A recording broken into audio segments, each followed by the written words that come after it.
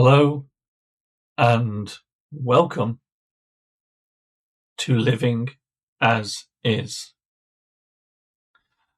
And I'm Shar, autistic, self-aware, awakening, and an intuitive tarot reader. Today, I wished to introduce you to my reading table. Tomorrow, I will go live on my website. And my website, just over here, Living as Is, www.livingasis.org. That will go live tomorrow with my readings. The website's already live, but I'm going to add the readings onto it, and there'll be more to come as well. I'm also a creative digital artist, so I will have some art pieces to sell. That will go on the website as well. So everything is going to start growing and moving forward. But what I wanted to do particularly is introduce you to the reading table and give you a bit more of insight into the way I do readings. Now, I have a dragon mat here, but I've also got a star mat that I'll be using at some time. There is no preference to this, and it has no ultimate meaning to what I may or may not perceive through a reading. I'm an intuitive reader. I've mentioned this before. And so I work on my feelings, I work on my instincts, and I tune into yourself. So you need to be as open as possible. Don't talk too much. I would rather you didn't talk. Yes, answer questions when questions are asked, but not to give lots and lots and lots and lots of information. That's just feeding me, the reader, and it doesn't particularly serve any purpose. So I'd rather it didn't happen. So anyway, now I'm not one for set readings, so let's just shuffle this deck. And what I'm going to do is I'm going to show you a set table, a set spread. That's what I meant. So in this spread, we have two cards in the center. The card underneath looks towards being an answer for you. The card on top leads you towards that answer. Now, in a set spread, what we can end up with is we can end up with a number of cards which have fixed positions. I'm not a fan of fixed positions because the way I kind of perceive things is as cards go into fixed positions, you can lose some flexibility sometimes and things become rather rigid. So in this kind of spread, there's only two cards that I would look towards using, and that would be these two in the center. I kind of like that setup because you've got a card underneath which can change everything in the reading, and you've got a card on top which kind of leans into it and helps it. So what I'm going to do, I'm going to remove these set position cards. I'm going to randomly put them back into the deck. And so what I'll then do is shuffle again, and I'm going to show you a spread that I like to use. I don't tend to use rigid spreads all the time. In fact, I rarely use rigid spreads. I go with what I'm feeling, what my intuition is leading me towards. So for now, one spread that has popped up a few times for myself is a circle. And it's that kind of feeling where what goes around comes around. Or it's where you start in one place and you go in a full circle and it leads you back to where you started. So answers to questions generally lie right where you're sitting, right where you find yourself. And also, one thing that you have to bear in mind is that cards link into each other. So these cards mean something to each other. This card in particular, this one. So this the cards are being affected by two cards. So this card gets affected by this one and this one. This card by this and this card by this and this card by this and this card by this and this card by this. So you can see how you see how things can change, things can adjust as the reading takes place. And also these two in the middle are affected by everything that's around it. So here we have this little lovely child off on an adventure. Look at that. Off on an adventure. And whilst everything around the child is dark, there's this beautiful rainbow, because that's what the child sees. So we're off on an adventure. Very apt. Now, we then have ripeness. Ripeness, you can't do much about ripeness. You can't pick the fruit before the fruit is ready. So what we have here is kind of a hint at an adventure taking place. The adventure's there, we can walk into it, but is it the right time to walk into it? Now, they're both rainbows, which is pentacles. So they're both pretty good in terms of grounding, in terms of coins. They're both very good. Oh, one of my favorite cards, the Fool. So with the Fool, our Fool looks like they're going to step off the cliff.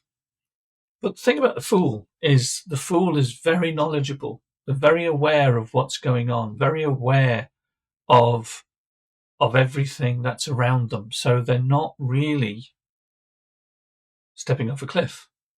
They could be flying. Only I wouldn't suggest you try step off a cliff. That would be foolish. In this deck, in many decks, the Fool knows what they're doing.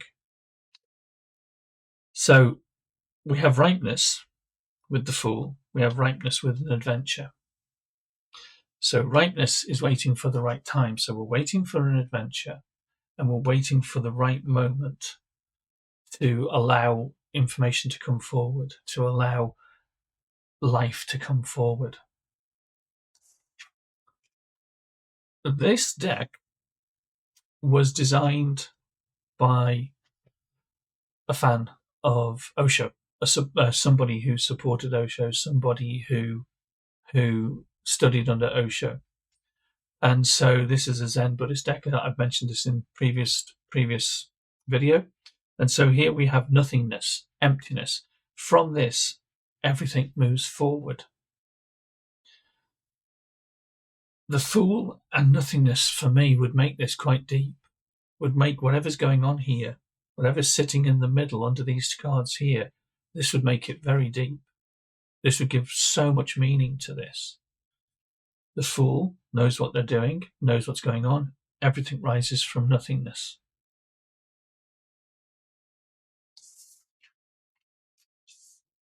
Oh, this is interesting.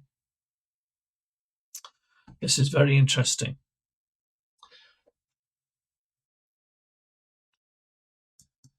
This is not pregnancy. This is not pregnancy. This is patience. This is taking time for life. Time. It's like these cards. You look at the edges of these cards, and they're quite worn down. It's the same as this deck here. The edges are all very worn on my cards. I've had these cards for a long time, and they've been speaking to me for a long time, over 20 years. I'm looking up because the camera's up there, sorry. 20 years I've had these cards.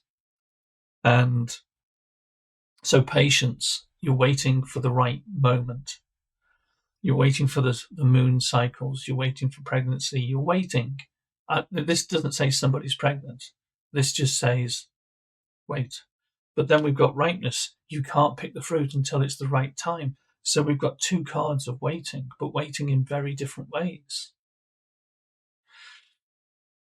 And we've got 1, 2, 3 cards of grounding, of coin. And so now we look at nothingness with the Fool and with patience. And it's waiting for that right moment. It really is a case of everything is going to ripen out of nothing. Everything is coming forward. Now this is a difficult card, very, very heavy card to come out, because as you can see, we'll just give you a close look there. The person is being suppressed, so everything is holding them down. There's heavy ropes. The walls are cracking. This 10 of Wands. The journey's been difficult, and everything is kind of coming to its end now. But the suppression, everything is also laying itself down hard. But we look at patience and we look at adventure. It's adding a twist to it. So even though you look at that suppression card and it's like, oh, this is difficult. In patience and opening up to the adventure, it's not that difficult. It's saying things are changing, things are opening up, things are shifting. You just need to breathe. Now, then we have a courage card. It's a process card. And so this marries itself very much into the parable of the seed falling on stony ground. So here we have this seed. It's grown through its strength, through its courage. So where's it leading us? What's this answer that's being brought? Where is this courage and strength coming from? Now, if you look around and all the cards around it, so all the cards are adding into this and it's adding into them. So we have this card of courage, which is saying courage to wait for ripeness, courage to wait for the right moment, courage to bring everything forward, courage to accept and understand what you know, the courage to take the adventure on, and the courage to deal with the suppression as the suppression comes. It's dealing with whatever you need to deal with. And the answer is that you are part of all of existence. And this wonderful maiden is sitting naked on a lotus leaf. Oh, try and get this in the right place. Sitting naked on a lotus leaf. And she's open to the universe, but she's also accepting that she's a part of the universe. So this is what we've got here, is a wonderful example to myself saying, have the courage, you're ready. So I am ready. I'm ready to go out in the world. I'm ready to do my readings. Intuitive Tarot is live tomorrow, Wednesday. Each session will be 45 minutes long. The first session starts at 7 p.m, last session at 12 midnight. You can check your time zones in the description. There is a link which says time zone, and you can click that to be taken to a website to check out your own time zones. Each session will be £55, and you can pay through the website at booking. So thank you very much. I look forward to seeing you all, and click like, click subscribe, click the notify to be advised of the next video. Thank you all for staying to the end. Thank you all for listening, and I look forward to meeting up with you sometime. And please ask any questions you may find you wish to ask, not necessarily related to the tarot, You can ask about other subjects that I've put up. But thank you once again. Blessings to you all.